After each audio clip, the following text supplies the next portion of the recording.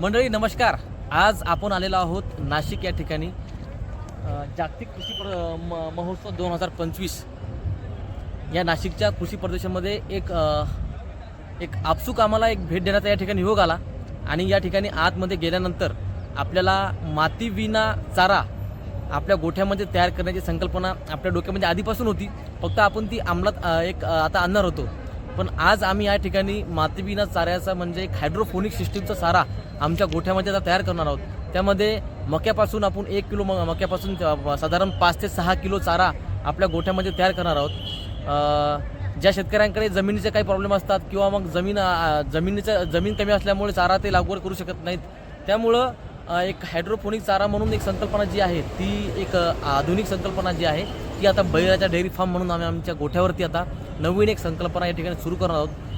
1 kilo मक्यापासून जवळपास 5 ते 8 किलोपर्यंत तो मशीना हिरवा चारा या ठिकाणी उपलब्ध होऊ शकतो.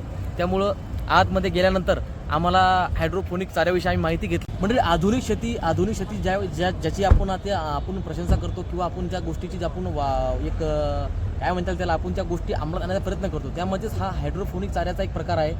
म्हणजे आता आपल्या शेतकऱ्यांनी आता म्हणजे ॲडव्हान्स शेतीकडे कुठेतरी वळलं पाहिजे आणि जशा नवीन टेक्नॉलॉजी असतील या शेतीमध्ये ज्या उपलब्ध होतील त्या गोष्टी आपल्याला आपल्या गोठ्यामध्ये असतील किंवा आपल्या शेतीमध्ये त्या आता इथून पुढच्या ज्या भविष्यकाळ आहे त्या भविष्यकाळामध्ये वापरण्याच्या ज्या गोष्टी अत्यंत आवश्यक आहे. पारंपरिक शेतीचा जो आपल्याकडे वर्षानुवर्ष आपण त्या गोष्टी करत आलो त्याला कुठेतरी काळा घालून आपण काहीतरी नवीन तंत्रज्ञानिक काही गोष्टी आपल्या गोठ्यामध्ये आपल्या शेतीमध्ये ह्या आता अवलंबणं ही एकदा सध्या काळाची गरज झालेली आहे.